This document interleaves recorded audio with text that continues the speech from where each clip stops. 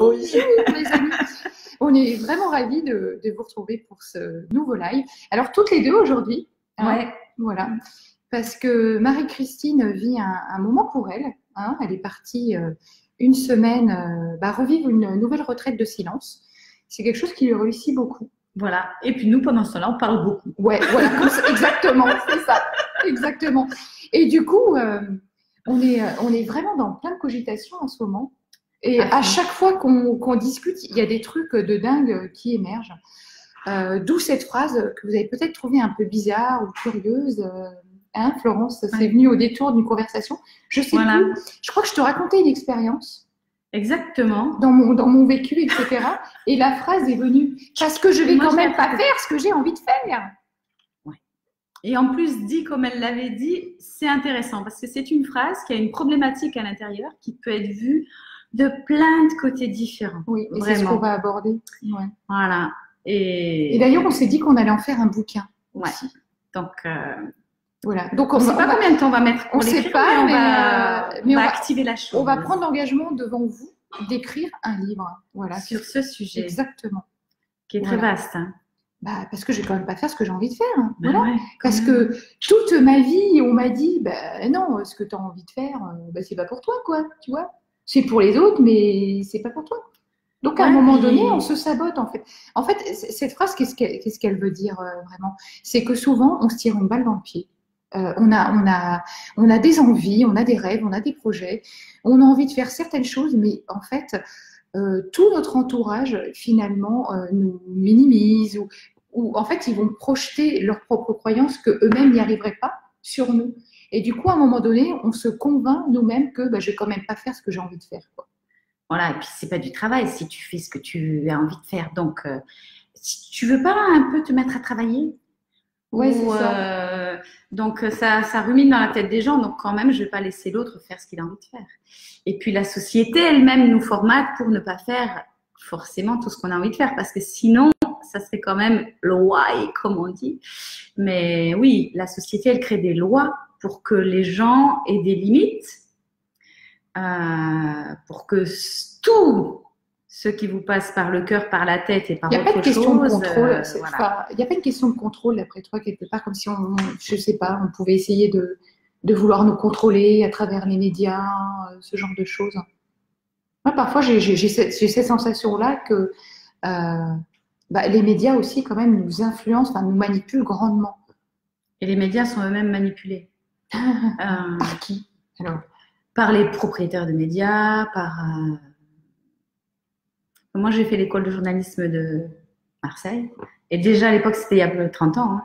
Et déjà à l'époque, ceux qui travaillaient dans les journaux, etc., disaient qu'il y avait des articles qui ne pouvaient pas sortir comme ils voulaient, ou des photos, parce qu'il y avait des marques, des enseignes, etc., sur les photos, qui ne pouvaient pas sortir comme ils voulaient. Donc, c'est très compliqué. Et ça n'a pas trop changé en fait. Aujourd'hui, j'ai l'impression que c'est toujours un peu pareil, non?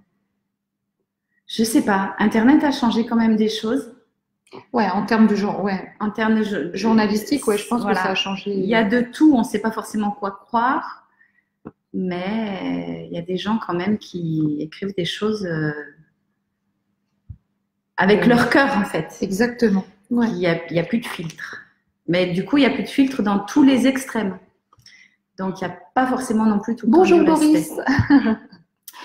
Donc, en fait, parce que je vais quand même pas faire ce que j'ai envie de faire. Donc, toi, tu as envie de faire quoi? Tellement de choses. Avant de te répondre vraiment, j'ai envie de te dire que souvent, j'ai envie de faire quelque chose, mais je le fais pas. Il y a aussi tu sais, il y a la peur de réussir aussi. En fait, on parle tout le temps de la peur de l'échec. Mais en fait, je pense que la peur de réussir, je pense qu'elle est peut-être même un level encore au-dessus de la peur de l'échec. Ce qui fait qu'on se tire une balle dans le pied et que du coup, on s'interdit de faire ce pourquoi on est fait. Oui, parce que là, à ce moment-là, notre vie, elle changerait vraiment. Et ça nous fait peur. C'est de l'inconnu. C'est l'inconnu. Donc, il y a quand même toujours ce côté inconfortable. Qu'est-ce que j'ai envie de faire, moi? J'ai envie de donner des conférences dans le monde entier. Ça, c'est vraiment un truc que j'ai envie de faire. Euh, j'ai envie de m'accorder, de le prendre, hein, parce que encore une fois, il y a que moi qui peut le décider, de prendre plus de temps pour écrire aussi. Ouais. Parce que moi, je ne suis pas le type de personne qui va se mettre devant son ordi et se dire, oh, bah, allez, j'écris, ça vient comme ça. Non, moi, j'ai quand même, je ne sais pas si c'est le côté artistique ou quoi, mais moi, voilà, je peux avoir un moment d'inspiration à n'importe quel moment. Ça peut être en pleine nuit, d'un coup, je me réveille, j'ai un truc, et c'est là où je pourrais me mettre 3-4 heures devant mon ordi à écrire. Et c'est pas de me dire, il faut que j'écrive. Ah, si je me dis ça, tu peux être sûr que l'inspiration, elle disparaît instantanément, quoi. En même temps, elle n'a pas trop ce problème en ce moment, Vanessa, parce qu'elle écrit tout le temps. Mais tu sais pourquoi? Parce que je suis repartie dans une nouvelle dynamique. J'en parlais la dernière fois par rapport à l'écriture. C'est que, en fait, je le fais dans l'optique de me faire kiffer moi, déjà, de me faire plaisir.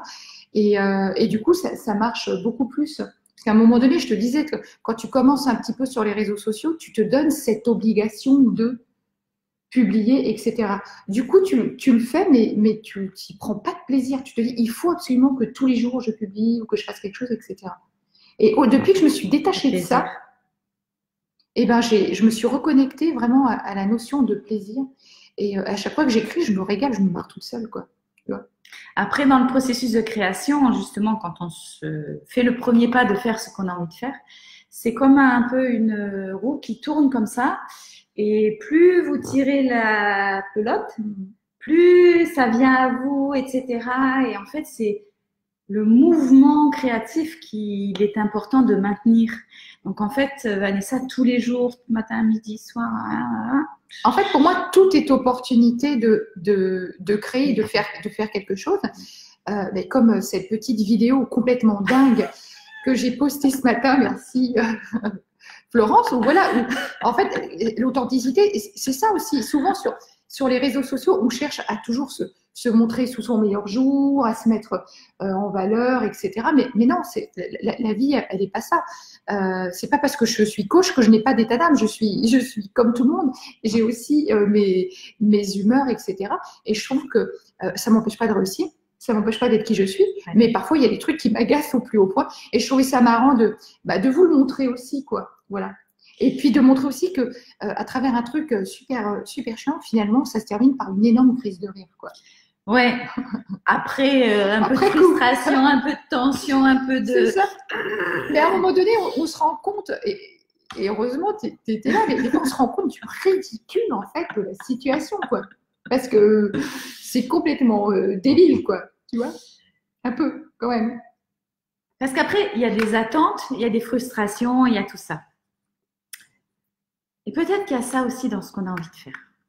Dans ce qu'on a envie de faire. Comment tu l'as. En fait, quand je t'ai dit cette phrase, au détour d'une conversation, je me souviens maintenant, je te parlais un petit peu de mes expériences quand j'ai démarré, alors, et de mon vécu et du fait que j'ai fait toutes ces formations, etc. Je savais que je voulais être coach et que je voulais accompagner, etc. Simplement, on se laisse vraiment rattraper par le passé et ce que les gens ont pu dire de toi. Te dire, non, mais attends, tu vas aller à Montpellier toute seule dans une vie que tu connais pas, tu avais un super job à Paris où tu gagnais royalement bien ta vie, etc. Qu'est-ce que tu vas aller faire à Montpellier où tu connais personne, etc. Et à force qu'on me rabâche ça, parce que ça a été, que ce soit mes parents, mes amis, en fait, tout le monde, quoi, tout le monde. Et ben il y a un moment donné, tu dis, bah, ok, non, parce que je vais pas faire ce que j'ai envie de faire. Donc, à la place, je vais monter un camion à pizza et je vais vendre des pizzas, quoi. C'était parti de là, des crêpes. Ou des crêpes. Voilà. Non, mais là, je sais pas pourquoi, c'était le camion à pizza. Voilà. Je me suis dit, non, je vais quand même pas faire ce que j'ai envie de faire. Faudrait quand même pas que je sois heureuse non plus, hein. Voilà. Parce que c'est ça, en fait, aussi. C'est s'accorder le droit d'être heureux. C'est se donner la permission de vivre pour soi. Comme je le dis souvent, célébrez-vous, mettez-vous à la première place. Et c'est tout ça. Et c'est pas facile parce que tout dans nos cultures nous pousse à prendre soin des autres avant nous, à faire plaisir, à se faire passer en dernier, etc. Alors moi, je dirais que le bonheur, il existe même si vous ne faites pas exactement ce que vous avez envie de faire. Parce que le petit bonheur, il se trouve dans tous les moments de la vie. Alors moi, ça fait longtemps que je fais ce que j'ai envie de faire, mais du coup, je vis beaucoup les critiques et je suis retenue tout le temps par même même par des gens qui pensent qu'ils sont en train de me faire un compliment ou mais d'entendre tout le temps, oui, mais toi, c'est pas du travail. Oui, mais non. Non, mais toi, c'est pas du travail. Tu comprends parce que tu fais ce que t'aimes et puis la peinture, la photo, le coaching et tout ça, c'est pas du travail.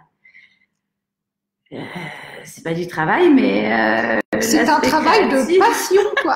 En fait, ce que je crois que, ouais, franchement, tu soulèves quelque chose d'important, c'est qu'il y a souvent un amalgame. On imagine que le travail, ça doit être un dur labeur, qu'on doit en chier, en fait. Ouais. Clairement. Alors que, non, on peut aller vers ce qu'on appelle le travail passion. Et en plus, du coup, on n'a pas la sensation de travailler parce qu'on fait ce qu'on aime, on vibre vraiment. Et d'ailleurs, les personnes en face le ressentent. Et c'est pour ça qu'elles viennent nous voir, parce qu'on vibre quelque chose. Ça, c'est quand on est à sa place. On parlait de la place, je sais plus quand. Ça, c'est quand on est à sa place. On sait qu'on est à sa place. Mais néanmoins, moi, personnellement, j'ai toujours des petits doutes parce que autour de moi, il y a eu des gens qui ont douté. Donc, j'ai encore dans l'estime de moi des choses sur la confiance en moi, sur la valeur, pas sur l'amour, mais sur la confiance et la valeur à travailler. Et du coup, ça m'aide aussi à travailler, ça. Mais ça, je crois que c'est la vie, en fait. On n'en a jamais trop. Hein. C'est comme un réservoir, hein, ça monte, ça descend. Il faut le remplir tous les jours. Le réservoir de confiance. Ça, toujours. Mais du coup, c'est vrai que quand les gens mettent en doute le fait que ce soit une activité professionnelle, la création et les métiers autour de la création, ou même le coaching quand on le fait avec son cœur, que c'est pas qu'on n'a pas une manière de faire, parce que j'ai pas vraiment une manière de faire où je vais vous enfermer forcément dans un bureau, etc. pour faire une séance d'1 heure bien dans 4 murs, etc. Mais t'es atypique, t'as ton propre accompagnement. Oui, mais du coup, le nombre de fois on me dit mais toi tu travailles pas. Alors, tiens, alors, c'est intéressant, c'est ok. Comment tu as pu le saboter, toi, du coup? Est-ce que tu vois, par rapport à ça, voilà, parce que je vais quand même pas faire ce que j'ai envie de faire. Ok, on a des rêves. Toi, je pense que tu as peut-être toujours su plus ou moins là où tu avais envie d'aller, ce que tu voulais faire. Comment t'en es arrivé, toi aussi, à te saboter à un moment donné, en fait? Alors moi, déjà, j'ai fait un bac scientifique et après, j'ai commencé des études scientifiques. J'ai fait un IUT de génie de l'environnement, spécialisation sur le traitement des eaux, tout ce qui était pollution marine, etc. Imaginez donc. Pourquoi? Et j'ai raté mon passage de 0,60 points, je crois. Imaginez. En moyenne, hein, c'est sur la moyenne, 0,60 points, un truc comme ça. Et puis, ils m'ont mis, doit s'orienter vers des activités artistiques. Donc, en fait, ils auraient pu me donner, s'ils voulaient, le truc, mais en fait, ils ont senti que j'étais pas faite pour ça. Donc, moi, je voulais avoir un job stable et tout ça pour répondre à une demande qui n'était pas la mienne.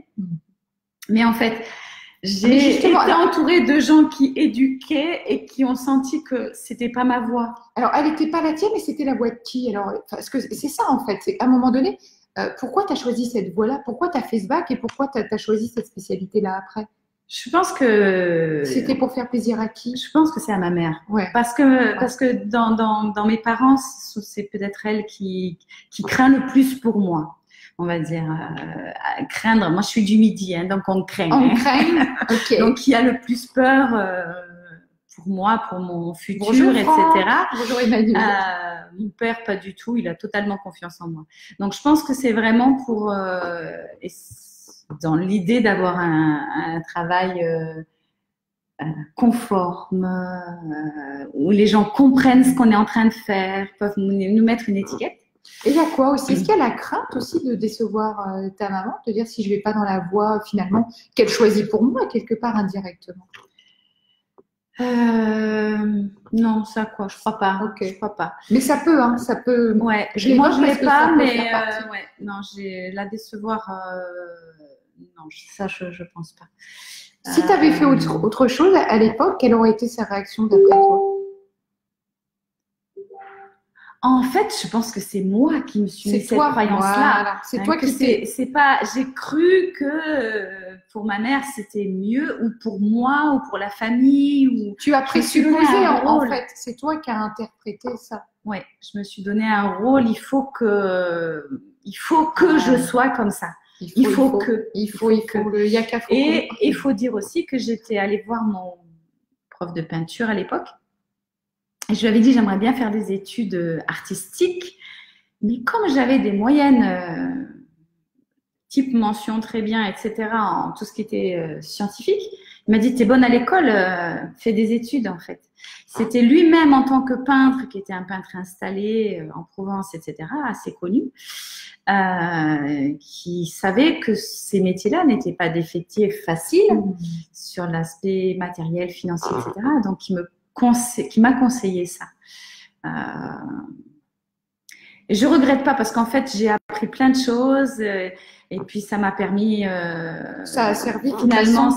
Le fait d'avoir fait des études scientifiques, un petit peu d'études scientifiques, j'ai pu travailler après dans des entreprises qui faisaient appel à du scientifique, à des publications scientifiques, par exemple pour Alcatel, les laboratoires Roche, etc., où il y avait de la biologie, où il y avait de la physique, etc. Et de comprendre ce que les ingénieurs me racontaient pour rédiger des communiqués de presse ou n'importe quoi, des documents. Donc en fait, ça m'a aidé à avoir un vocabulaire, à avoir une certaine connaissance. Et peut-être ça m'a donné aussi aujourd'hui l'appétence pour tout ce qui est neurosciences, etc. J'adore ça parce qu'en fait, j'ai quand même étudié ça il y a longtemps, le cerveau, les hormones, etc. Même si c'est il y a longtemps et que je m'en suis pas vraiment servie, c'est quand même quelque part en moi. Et puis il y a un lien en fait. Il y a un lien, il y a un lien. Qu'on voit pas forcément tout de suite, mais il y a un vrai lien en fait. Donc en fait, j'ai vraiment pas de regret là-dessus. Mais je fais plus aujourd'hui et encore plus ce que j'ai envie de faire, simplement parce que je suis bien avec moi-même et que c'est peut-être plus dur qu'avant, entre guillemets, par certains côtés, mais en même temps, j'ai plus peur. J'ai plus peur d'être moi et j'ai plus peur d'aller dans ce sens-là. Enfin, plus peur. Des fois, oui, des fois, non. Mais disons qu'en grande majorité, non. Et effectivement, aussi, moi, je pense... Oui.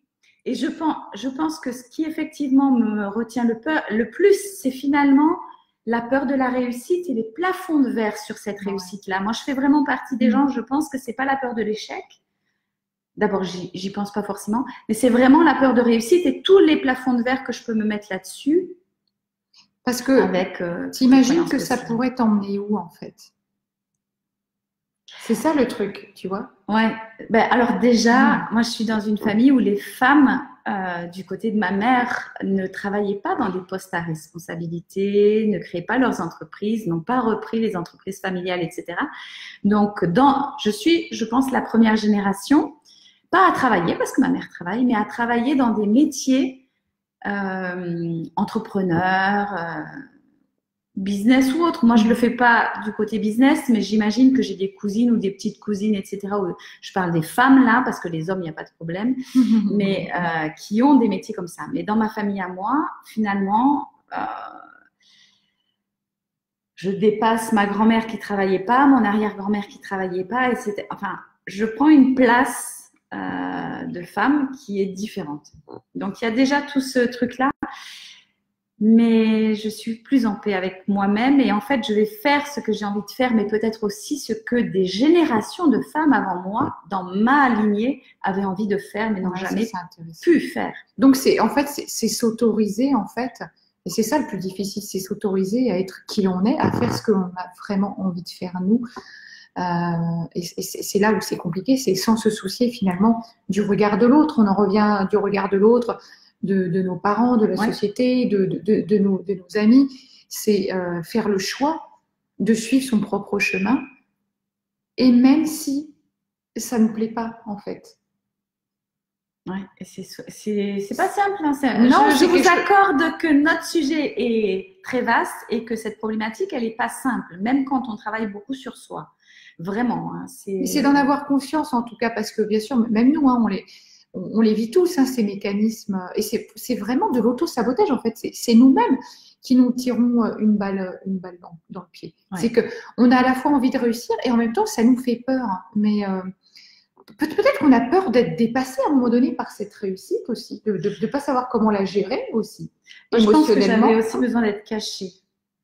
Alors, je ne sais pas pour quelle raison, mais le truc de la réussite, alors je me soigne bien avec les réseaux sociaux et tout ça, mais la réussite, ça fait quoi? Ça fait qu'on est en lumière.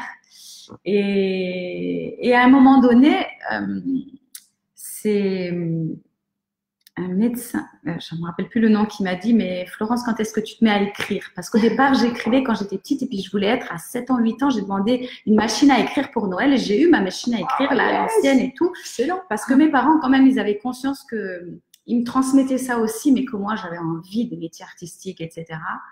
Des jeunes, et donc ils m'avaient offert pour mes 7 ou 8 ans à Noël une machine à écrire. Et j'ai commencé à écrire. Et puis, il y a eu ce truc de je me suis rendu compte que les mots, ils disaient beaucoup de moi. Oh, qu'est-ce qu'ils montraient de moi, de mon intime, de comment je fonctionnais, etc. Ah, mais les mots, ils disent tellement. Alors, je me suis mis à la peinture parce que j'avais l'impression que ça disait moins. En fait, ça dit autrement. Et après la photo, j'avais besoin d'être cachée. J'ai commencé par un pseudonyme où on ne connaissait pas mon nom, Flo.L, parce que comme ça, j'étais cachée. Et jusqu'à ce qu'un jour, quelqu'un me dise, mais Flo, on ne sait pas qui tu es. Sur ta vitrine, il y a marqué Flo.L, s'il te plaît. C'est qui, Flo.L? C'est qui? C'est qui celle-là? Et donc, voilà, j'ai repris mon nom. Tu sais, en discutant avec toi, là, j'ai le film Le Cercle des Poètes Disparus qui me revient. Ah, je me rappelle pas. En tête. Il faudrait que je le regarde à nouveau. Et ben, en fait, typiquement, dans le Cercle des Poètes Disparus, tu as ce jeune qui, grâce à ce super professeur, se découvre une vraie passion pour la poésie. Et en fait, donc, il recrée ce cercle des poètes disparus. Et en fait, il se découvre cette vocation-là véritablement. Sauf que son père, il a d'autres plans pour lui. Voilà. Son père, il a d'autres plans pour lui. Il veut qu'il soit, je ne sais plus, avocat ou médecin. Enfin, je me souviens plus, mais voilà, il a d'autres plans pour lui. Et donc, et c'est un père très autoritaire, très dur. Il sait très bien que il ne pourra pas se confronter véritablement à lui. Donc, il se prend de passion pour la poésie et le théâtre. Et à un moment donné, quand il en parle un petit peu à son père lui dit non, mais c'est n'importe quoi. Tu dois pas, je veux pas que tu fasses ça. Maintenant, tu oublies complètement, etc. Et en fait, en cachette, il va faire la représentation. Son père l'apprend. Ça se passe très très mal. Et dans le film, il se suicide, le jeune. Voilà. Tout ça parce que voilà, voilà, je vais quand même pas faire ce que j'ai envie de faire parce que mon père ne m'aimera plus, parce que il va me rejeter, parce que je n'aurai plus le droit d'être qui je suis, parce que. Et j'avais envie de rebondir dessus parce que oui, parfois on peut en mourir de ne pas s'autoriser à faire ce qu'on a vraiment envie de faire, ce qui nous fait vibrer. Alors certes, ça peut être très difficile, c'est très compliqué de faire le choix de se dire, quelque part, je dis stop à tout ce qui m'empêche d'aller là où j'ai envie de le faire, mais je fais le choix de le faire. Et peut-être que dans ces moments-là, il est important de savoir se faire accompagner, en tout cas trouver une oreille attentive, quelqu'un qui va pouvoir asseoir ce que vous avez envie de faire et d'être. Voilà. Et quand je dis se faire accompagner, là, c'est pas forcément par un coach ou quoi, peu importe, mais de pouvoir exprimer, parler de votre projet et de se dire que tout est possible en fait pour y arriver, quoi.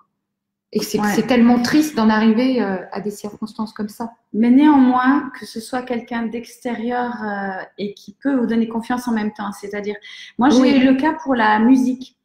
Je suis née dans une famille où il y a beaucoup de musiciens de génération en génération à divers niveaux, etc. Et chez mes grands-parents, il y avait plus d'un piano par étage. Il y avait au moins 3 niveaux. Il y avait une salle qu'on appelait la salle de l'orgue parce que c'était la salle où il y avait anciennement les tuyaux de l'orgue. Donc imaginez une maison où il y a un orgue, c'est quand même incroyable. Ouais, ça doit être quelque chose. Où il y a des instruments sur le mur partout, des guitares qui sont venues de tel endroit, des petites guitares espagnoles, machin. Et là-dessus, je ne sais pas pourquoi, moi qui aimais chanter,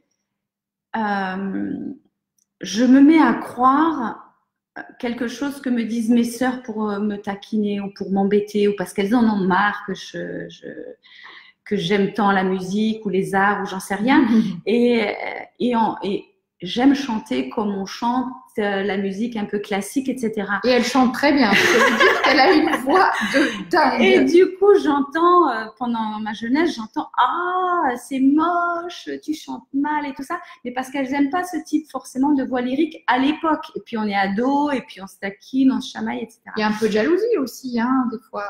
Peut-être, ou juste, elles n'aimaient pas le son de ce type de voix, etc.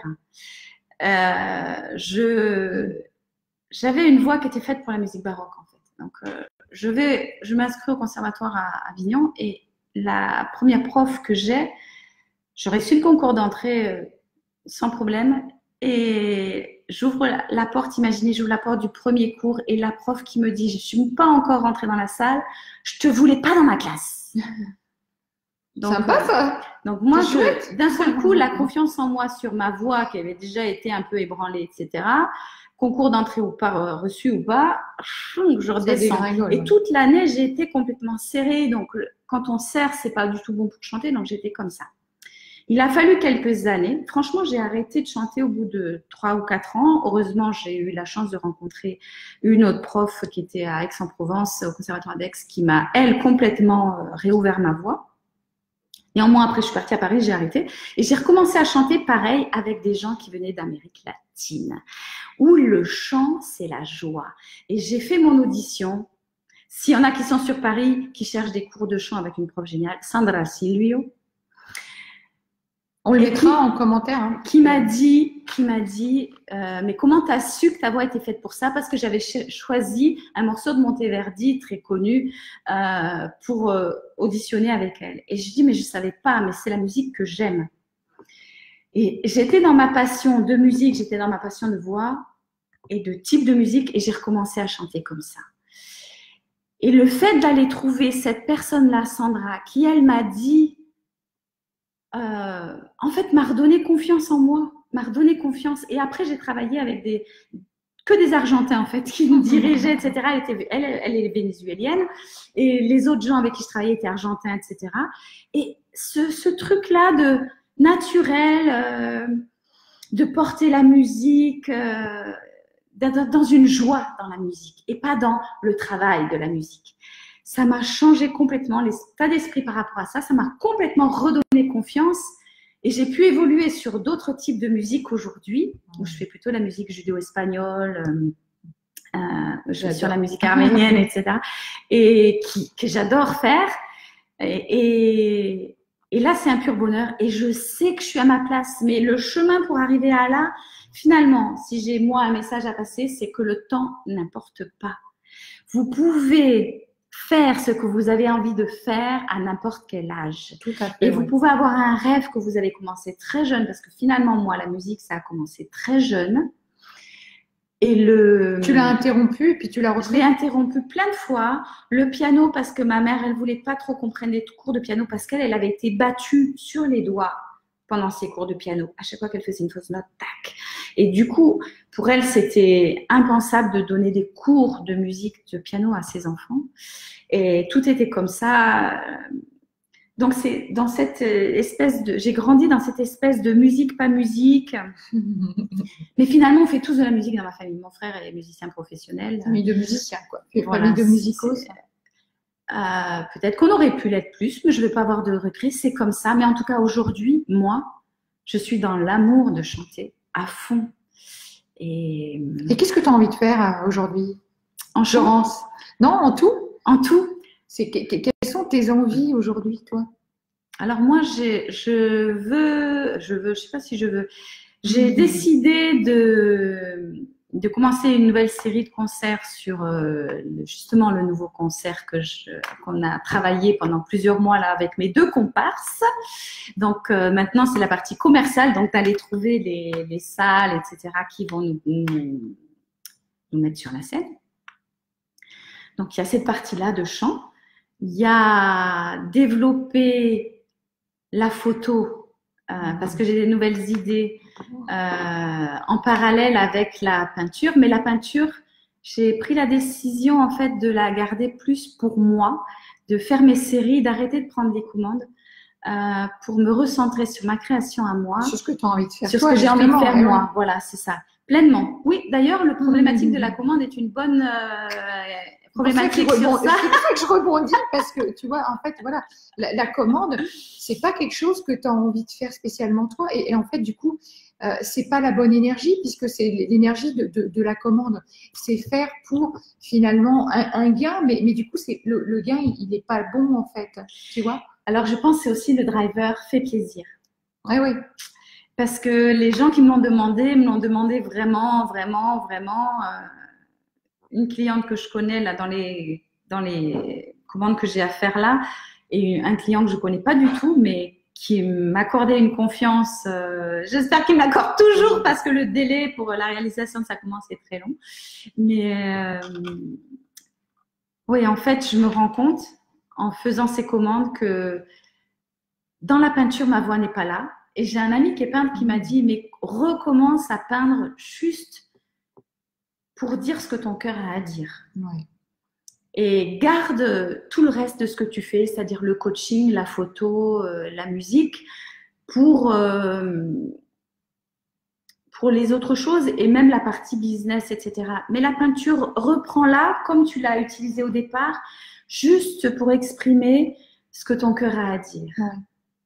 Parce qu'en fait, en faisant que tous mes arts sont devenus professionnels, j'ai perdu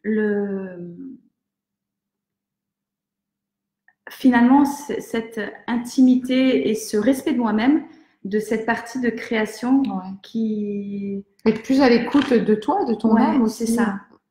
Et finalement, la peinture, elle reste très, très, très intime. Et l'écriture aussi. Et bon, pour l'instant, j'écris surtout de la poésie, mais je m'en suis pas non plus trop servie. Donc, ça fait partie des choses aussi que j'aimerais un peu remettre au goût du jour. La poésie, ça m'a accompagnée toute mon adolescence. J'en ai énormément écrit, spécifiquement à cette période-là. Mais moi, je continue en fait, mais c'est un de temps en temps, alors que je sais que je suis capable en 2 heures d'écrire vraiment. Ça vient, tu parlais de quand ça vient, il faut écrire. Ouais, quand ça vient, et moi, c'est vraiment, j'ai une pensée par espèce d'éclair, une pensée par éclair en fait. Il faut que ça soit écrit. Mais je suis très heureuse parce qu'on a décidé d'écrire notre, on va se marier, parce que je ne vais quand même pas faire ce que j'ai envie de faire. Parce que je vais quand même pas faire ce que j'ai envie de faire. Non mais alors. Voilà. D'ailleurs, Florence, qu'est-ce qu'on pourrait dire à toutes les personnes qui nous regardent, qui justement ont envie de faire quelque chose, mais ne se l'autorisent pas, parce qu'en fait c'est ça. Parce que je vais quand même pas faire ce que j'ai envie de faire, c'est je me l'autorise pas pour X et une raison, par peur du regard de l'autre, par peur de décevoir, par peur de pas être assez bon aussi. En fait, pour tout un tas de raisons, on s'autorise pas à faire ce pourquoi on est fait, ou en tout cas ce qu'on aimerait vraiment faire. Donc on l'a dit, on s'auto-sabote, quelque part on n'y croit pas. On accepte les peurs des autres. On accepte les peurs des autres et on vit les peurs des autres. Il y a tout ce côté projection, etc. Il y a le transgénérationnel. Ouais. Je respecte mon héritage transgénérationnel au lieu de le dépasser et de le transformer. C'est ça. Donc, qu'est-ce qu'on peut... En fait, quel est le premier pas qu'on puisse faire pour s'autoriser vraiment à faire ce qu'on a vraiment envie de faire? Je pense vraiment que déjà, c'est de travailler sur casser toutes vos croyances qui vous limitent, quoi. Parce que si vous croyez que ce que vous avez envie de faire n'est pas bon pour vous, vous vous mettez pas dans cette énergie, dans cette pensée créatrice qui va vous amener. En fait, le truc, je crois qu'il est là. Moi, j'aime beaucoup cette notion de pensée créatrice, parce que si vous pensez que ce que vous avez envie de faire est vraiment fait pour vous, vous allez le dessiner, en fait. Cette image, vous allez la créer et vous allez y arriver, en fait. Donc, c'est vraiment de développer cette croyance que ce que vous avez envie de faire, c'est possible, c'est pour vous. Donnez-vous l'autorisation. Sachez un peu plus qui vous êtes aussi, avec vos valeurs. On en revient souvent à des choses simples comme ça, mais en fait, on ne se connaît pas, quoi. On ne se connaît pas vraiment. Bon, moi je donne des cours et tout ça de peinture, etc. Et je dirais quand même le premier pas, il peut vous amener très très loin. Si vous sentez bien la première personne que vous allez voir, c'est d'en parler quelqu'un de déjà, bienveillant, etc. Oui, vous pouvez prendre au hasard et tomber sur la bonne personne. Vous pouvez aussi demander autour de vous s'il y a des gens qui connaissent pas quelqu'un, que ce soit le yoga, n'importe quoi, hein, j'en sais rien. Mais de demander quelle est la personne qui pourrait vous accompagner, ne serait-ce que dans des cours au début ou dans un stage ou quelque chose qui vous permettent d'aller vers ce domaine-là. Quel que soit le domaine, ça peut être en allant à des conférences, regarder des vidéos sur YouTube, des conférences, aller à des séminaires, interviewer des personnes. En fait, franchement, je vous assure que même des personnes, vous allez vous dire, oh, mais cette personne, elle est tellement connue, elle ne sera pas accessible aujourd'hui. Mais non, ayez l'audace, parce que les personnes connues que vous allez avoir envie d'interviewer, elles seront toujours ravies de répondre à vos questions et de partager leur expérience. Donc ça marche, franchement. Et puis même, on n'est pas obligé de faire des interviews. Hein. Moi, il y a certains peintres, je les ai appelés, je leur ai dit, vous êtes un ami d'un ami, voilà. Hein. J'aimerais avoir un retour de mon travail. Est-ce que vous pourriez me faire un retour? Est-ce que vous accepteriez que je vous montre mes œuvres et que vous me disiez, que vous me dites du fond du cœur ce que vous en pensez? Et je dois dire que la première fois que j'ai fait ça, ou la deuxième fois que j'ai fait ça, il y a assez longtemps maintenant, je suis arrivée avec mes toiles, un certain nombre de toiles, dans l'atelier pas dans l'atelier de quelqu'un, mais dans sa salle d'expo. Il avait une salle d'expo et un atelier. Et il a enlevé ses tableaux qui étaient au mur. Il m'a dit, mets les tiens. Il a pris une chaise, il s'est assis et il a croisé les bras comme ça. Et puis, il disait rien. Il l'a regardé pendant, je sais pas, un quart d'heure. Et puis, je sais pas, quoi, autorisez-vous à vivre vos rêves, même si ça plaît pas à tout le monde.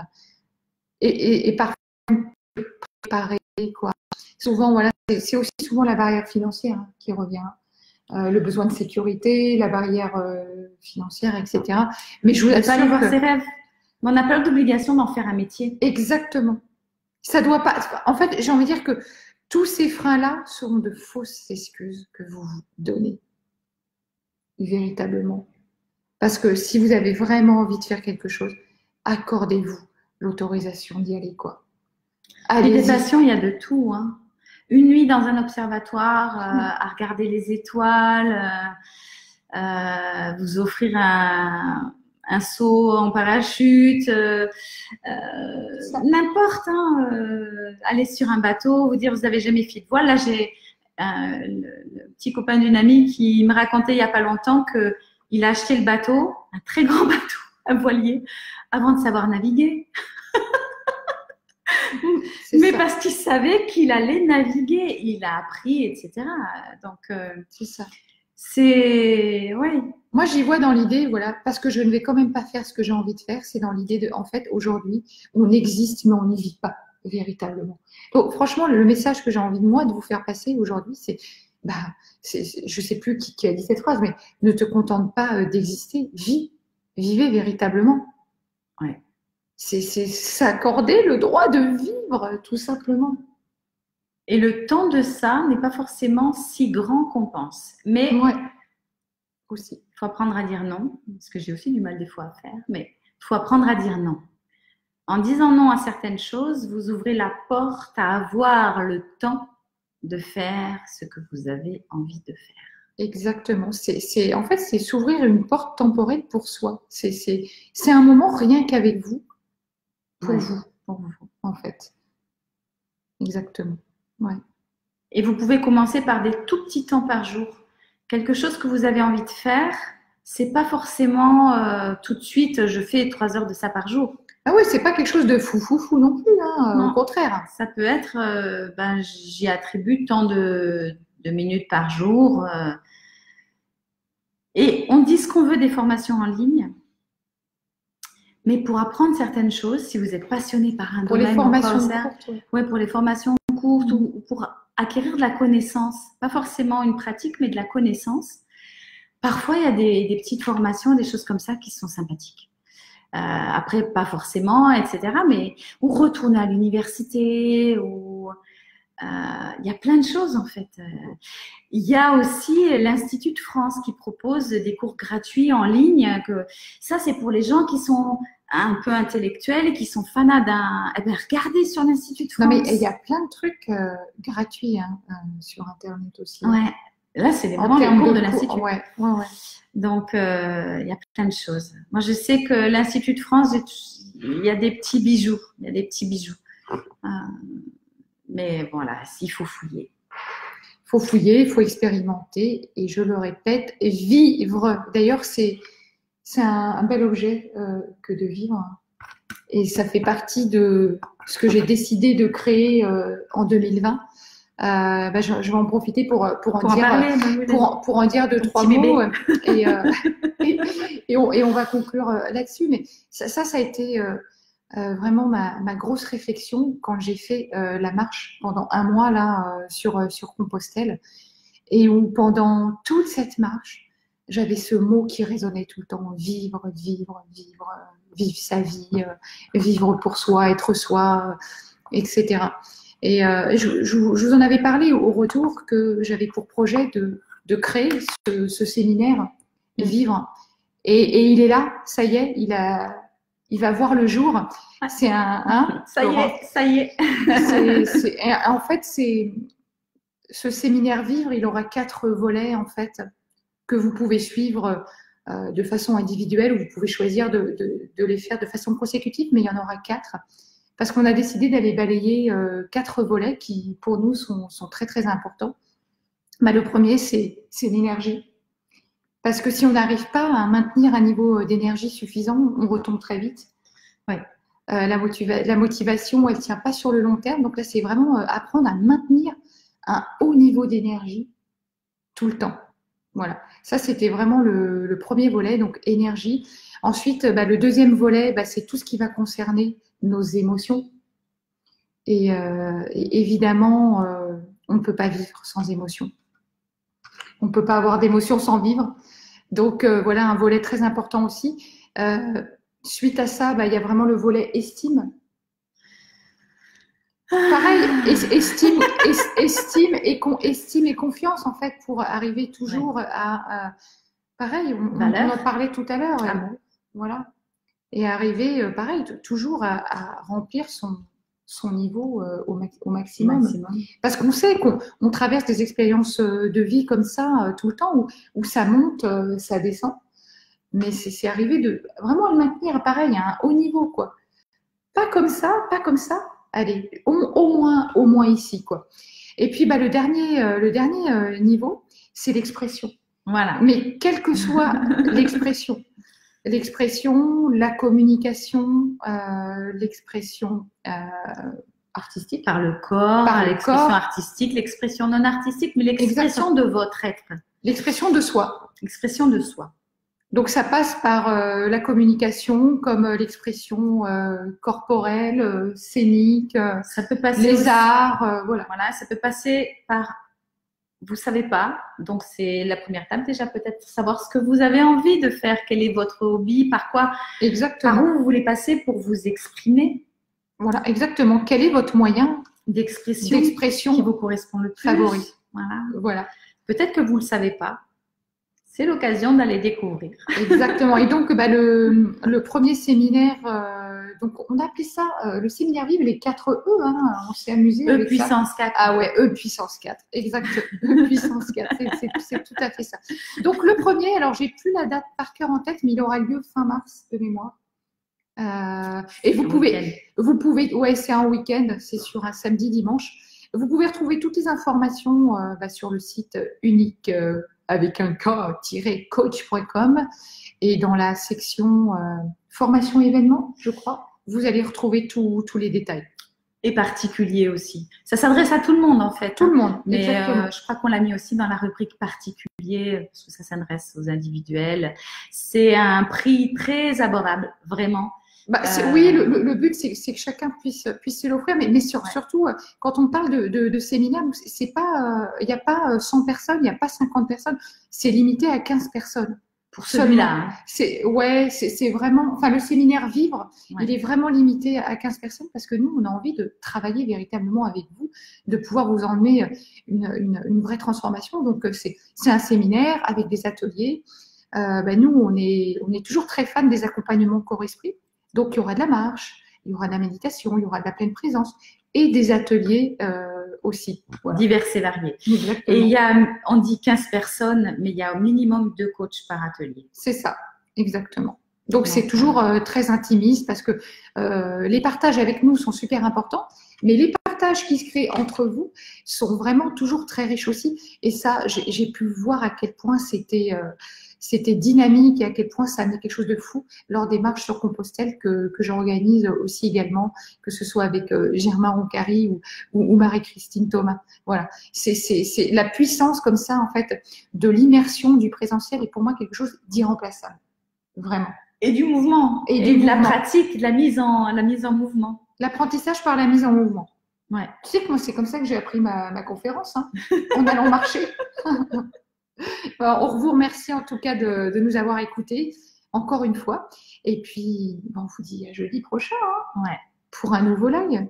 Merci décalé, beaucoup. Toujours un peu décalé. Hein, on était calme aujourd'hui. Oui, c'est vrai, on était calme aujourd'hui. Il nous manquait la 3e. On vous dit à très vite. Passez une merveilleuse journée. À bientôt.